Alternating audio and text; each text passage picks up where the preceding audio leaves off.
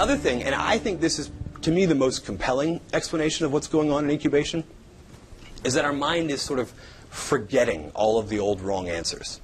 Because we think in a form of connections, the way our minds work. It's a series of connections.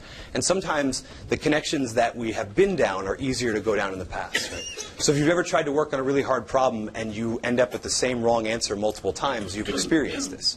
Because your mind is going down a pathway it feels like is really familiar. And so what I think, and there are multiple explanations of incubation, but the one that I like the best is this idea that in that time you are selectively forgetting those routes.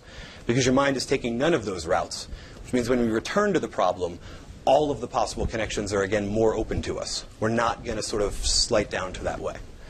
And sometimes in this period of incubation, we can have a moment that feels like a revelation. We can call it, I love the television show Dr. House, right? So we can have a house moment where we're bouncing a ball or doing something and it comes from nowhere because we're incubating, right? We all, if you're not familiar with the TV show House, I will tell you every episode ever. Patient comes in, they're dying. House nearly kills them, trying lots of different stuff. House takes a break to go into his office and make fun of his assistants, gets an idea, saves the patient. That's every episode from all 8 seasons, right? And it glorifies that idea that it comes sort of from outside of ourselves, that it comes from nowhere. And the truth is it came from kind of inside of ourselves, right? And we need that time of selectively forgetting all of our old ideas that were leading us in the wrong way. And that's what House is really benefiting for. And I like this version of the Eureka myth because I can use this one. I can build incubation time into my life when I'm working on a hard problem. Right? The way that I do it, and you might be different, is I don't know about you, but I get a lot of emails that aren't really all that urgent and don't really require a lot of focus. Right? Things like having to schedule dates for stuff, or even just reply and say thank you.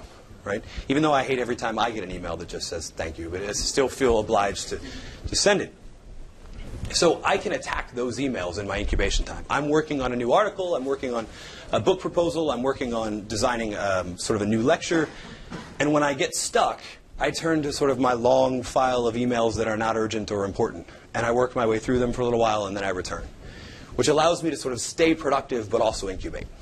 Now, everybody is different. That's my method. You're welcome to invent your own. But the idea is if you can find a way to just switch tasks onto something that doesn't really require the same section of your brain, the same thought patterns to solve, you can take advantage of incubation and generate sort of your ideas. You can do it either by waiting for it to come, like a Dr. House moment, or you can force it. It's a variety of creative thinking techniques that you can use that are shown to work much better after a period of incubation.